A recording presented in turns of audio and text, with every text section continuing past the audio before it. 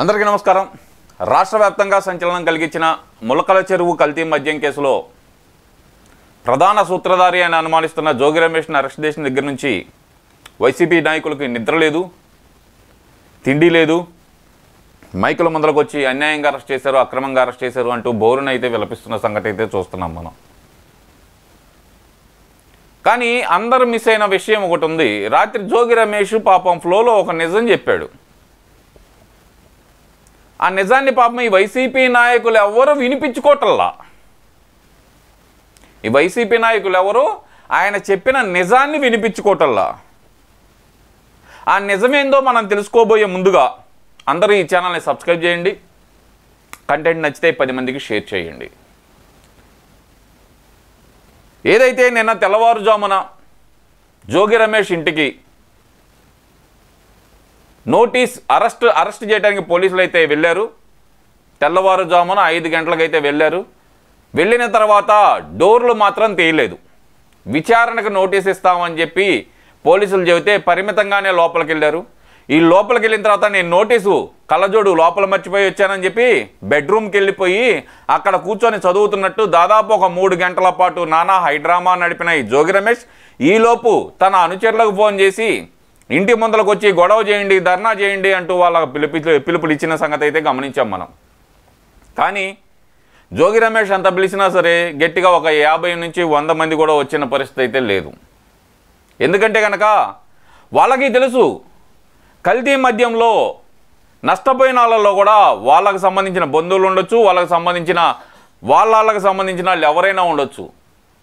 ఆ కల్తీ మద్యం వల్ల ఇబ్బంది పడ్డాం కాబట్టి మేము రావట్లేదు అని చెప్పి జోగి రమేష్ మొహానే కొండ బద్దలు కొట్టినట్టు చెప్పలేక వస్తున్నామని చెప్పి వాళ్ళు కూడా మొహం చాటేసిన పరిస్థితి అయితే చూసాం.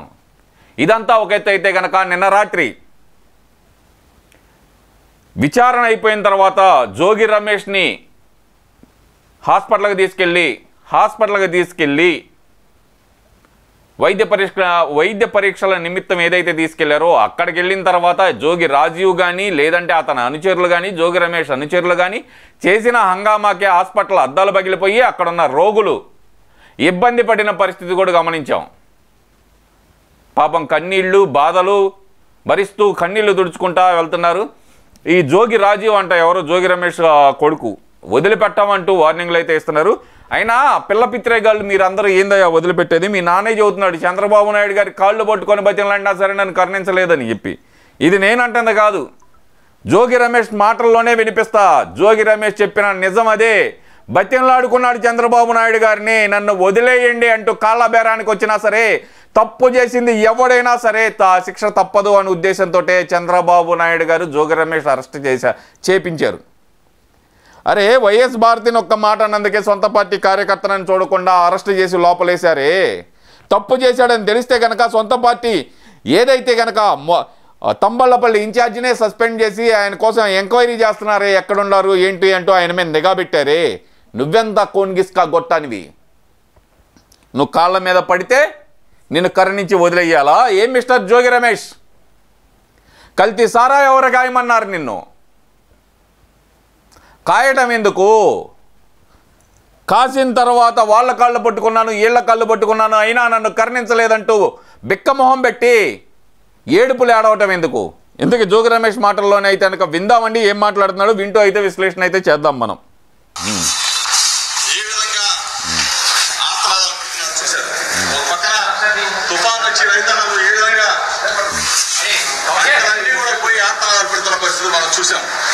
ఒరే స్వామి, భక్తుల ఆర్తనాదాలంటే కనుక అలా ప్రైవేట్ గుడిలో జరిగిన దానికి ఎవరు చేయగలిగింది ఏం లేదు. ఆయన ఇప్పటికీ చెబుతున్నాడు, మీ సాక్షి మొహాన కాండ్రిని చూశాడు. మీ సాక్షి మిస్టర్ జోగి రమేష్, మీ సాక్షి మొహాన కాండ్రించి ఊశాడు. ఎందుకయ్యా అబద్ధాలు చెబుతావు? నేను ఎప్పుడు ఎవరికి ఏ పోలీస్ ఆఫీసర్కి నేను చెప్పలేదు, చెప్పానని అబద్ధాలు నువ్వెందుకు చెబుతున్నావు అని చెప్పి మీ సాక్షి రిపోర్టర్ మొహాన కాండ్రిని చూశాడు. భక్తులు ఇబ్బంది పడుతున్నారని, రైతులు ఇబ్బంది పడుతున్నారు, నిజంగానే ఇబ్బంది పడుతున్నారు. ఒక ప్రాణం పోకుండా ప్రాణాలు కాపాడాం, ప్రజల ప్రాణాలు కాపాడామనే సంతోషంతో ప్రభుత్వం ఉంది తుఫాను వల్ల. కానీ పంట నష్టాన్ని ఆ దేవదేవుడు వచ్చినా ఆపలేరు. అక్కడ ఒక్క దేవుడు తలుచుకుంటే తప్పితే వర్షాన్ని ఆపగలిగే శక్తి ఈ ప్రపంచంలో ఎవరికి లేదు. ఏం జగన్మోహన్ రెడ్డి ఉన్నప్పుడు వానలు రాలేదా, వరదలు రాలేదా? పత్తిత్తి కబుర్లు చెబుతారు ప్రతి ఒక్కడు వచ్చి ఈరోజు బయటికి.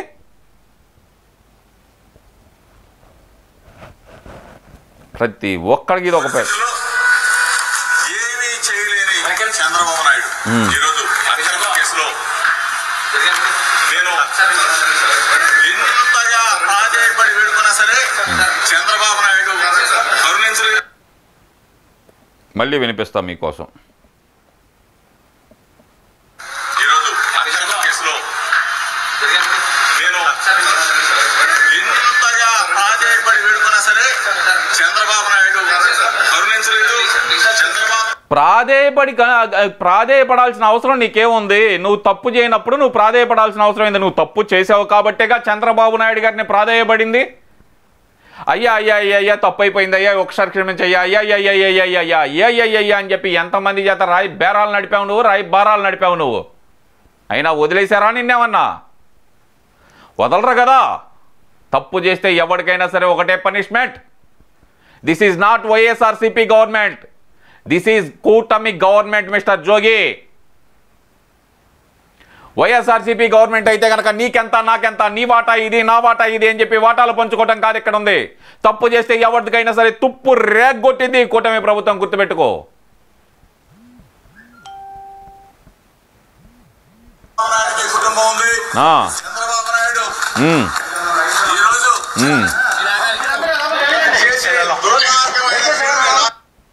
చంద్రబాబు నాయుడికి కుటుంబం ఉంది అంటే గారు ఎక్కడికి పోయిందిరా పోరంబోకు?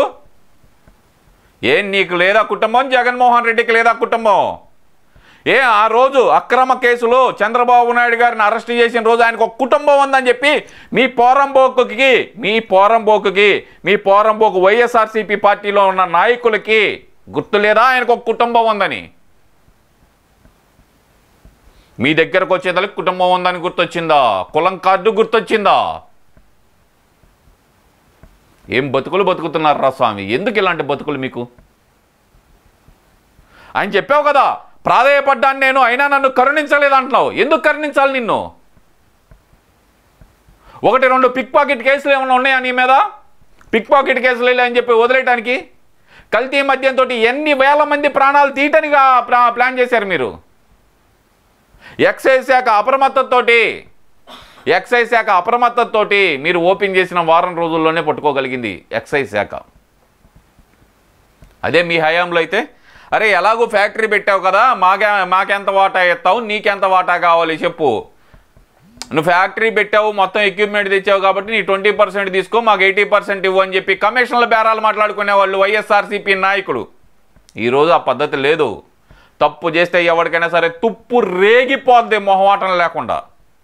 ఫ్యామిలీ గురించి మాట్లాడుతున్నా, ఫ్యామిలీలు మేము ఒక్కరికైనా ఉంది. నువ్వు పవన్ కళ్యాణ్ గారి గురించి, పవన్ కళ్యాణ్ గారి ఫ్యామిలీల గురించి మాట్లాడినప్పుడు ఆ రోజు పవన్ కళ్యాణ్ గారికి ఫ్యామిలీ ఉంది అని గుర్తు రాలేదా? చంద్రబాబు నాయుడు గారి ఇంటికి అగేసుకొని వెళ్ళిన రోజు, ఆ రోజు ఆయనకు ఫ్యామిలీ ఉంది, ఆయన మీద దాడి ఎందుకు చేయడానికి వెళ్ళాం మనం అని చెప్పి ఆ రోజు గుర్తుకు రాలేదా నీకు? చంద్రబాబు నాయుడు గారికి ఫ్యామిలీ ఉంది అని. పవన్ కళ్యాణ్ గారిని ఏదైతే గనక అమరావతిలో ఒక మీటింగ్లో పెట్టి ఎన్ని మాటలు మాట్లాడావు నువ్వు? ఆ రోజు ఆయన ఫ్యామిలీ గురించి ఎంత నీచంగా మాట్లాడావు నువ్వు? ఆ రోజు నీకు గుర్తుకు రాలేదా మిస్టర్ జోగి? ఈరోజు చంద్రబాబు నాయుడు గారు కాళ్ళు పట్టుకుంటా, పవన్ కళ్యాణ్ గారి కాళ్ళు పట్టుకుంటా అంటే నిన్నెందుకు క్షమించాలయా? పోరంబోకులు అందరు తయారయ్యారు. అదేమంటే బీసీ కార్డు. కులం కార్డు ఎందుకు వస్తుంది? తప్పు చేసినాడు కులమేందా? ఎవడైనా ఒకటే, తప్పు చేస్తే ఎవడైనా ఒకటే.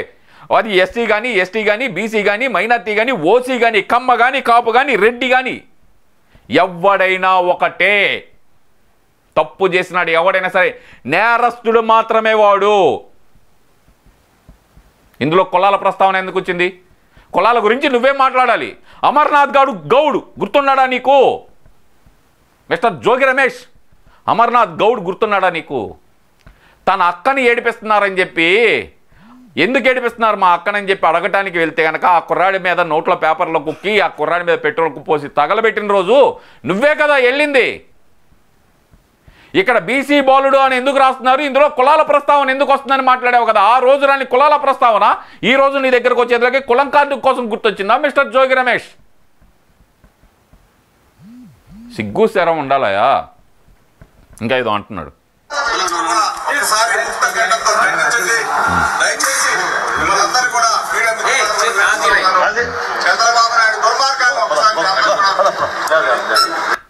నీ కోసం జనాలు రోడ్డు మీదకి ఎందుకు రావాలయా? నువ్వేమన్నా స్వాతంత్ర సమరయోధుడువా? 20 ఏళ్ల క్రితం నీ బతుకైంది, నాటుసారా కాసుకున్న బ్రతుకు నీది. ఈరోజు బయటకు వచ్చే నువ్వేమన్నా స్వాతంత్ర సమరయోధుడువా?